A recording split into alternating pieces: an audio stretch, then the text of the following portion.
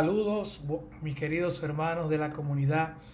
Reciban un fuerte abrazo de mi parte, de Enrique Crespo, desde aquí, desde la Iglesia Bautista Internacional, Santo Domingo, República Dominicana.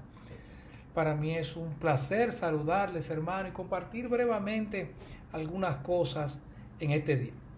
Yo sé que ustedes están organizando algunos grupos pequeños y entiendo que en los próximos días, si no fue que ya empezaron, van a estar compartiendo, hablando, compartiendo algunos materiales y hablando sobre el tema. Yo solamente quería pues aportar un granito de arena, quizás 2 centavos, dicen, ¿verdad? Muchas veces, a estas dinámicas que ustedes están teniendo sobre los grupos pequeños. Lo primero que quería decirles es una breve historia de los grupos pequeños. Realmente, si ustedes van al Nuevo Testamento, van a encontrar que numerosas veces se menciona las iglesias que están en las casas. Y obviamente esas iglesias eran grupos pequeños en el sentido de que, según la arqueología de ese mundo grecorromano, pues las casas normalmente eran áreas sociales que tenían 20 y tantas personas, quizás 30 personas, no más de ahí. Por lo tanto, las iglesias nuevotestamentarias en su gran mayoría eran grupos pequeños, eran pequeñas comunidades.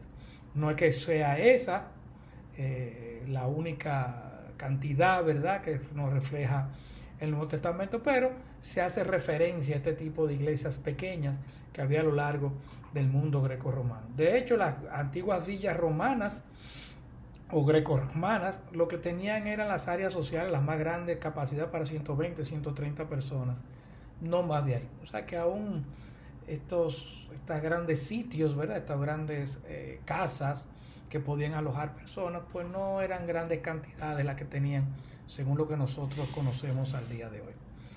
Por otro lado, esto fue evolucionando con el tiempo, ¿verdad? Y hubo grandes cantidades de grandes catedrales, grandes iglesias.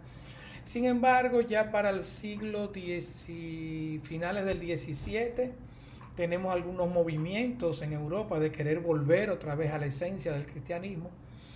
Y dentro de estos movimientos estuvieron los puritanos, los pietistas.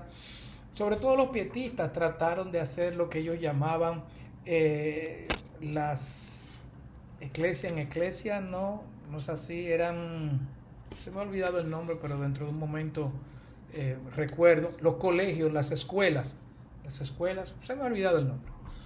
Pero en esencia eran grupos pequeños en los cuales ellos pues tenían comunidades integradas de todas las edades, en los cuales practicaban la lectura, la oración, la comunión con los unos con los otros, había rendición de cuentas y tenían alabanza. Eso era que se dedicaban básicamente. Obviamente, como ustedes ven, las personas iban y se les podía compartir el evangelio. Las escuelas de piedad.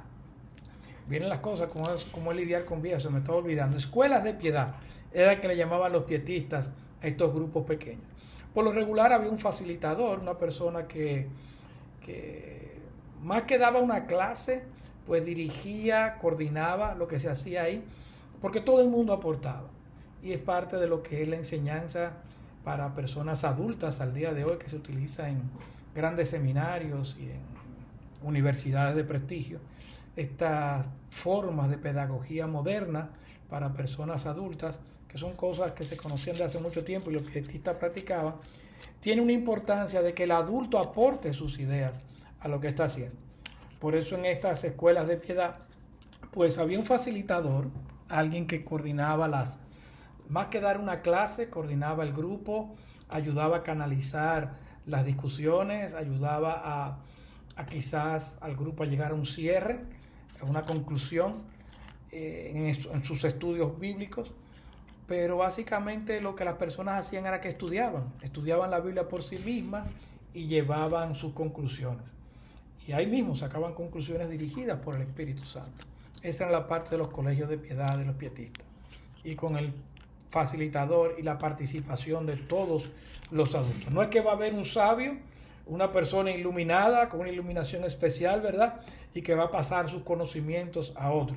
No queremos juzgar con esto ninguna otra metodología, simplemente estamos diciendo que no fue el patrón histórico de los fundadores de los grupos pequeños, y creemos que por la educación, adultos, es más efectivo cuando el adulto aporta sus ideas y él mismo descubre de qué es que se trata el asunto. Básicamente eso es lo que son los grupos pequeños y eso es lo que nosotros esperamos con la ayuda del Señor poder tener en la comunidad.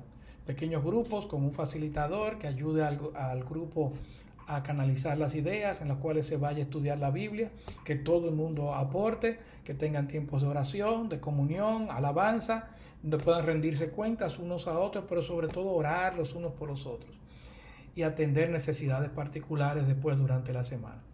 Yo espero que el Espíritu Santo, Dios, Cristo Jesús, Dios Padre, los ayude y nos ayude en todo este proceso para seguir creciendo como comunidad. Un abrazo grande desde República Dominicana.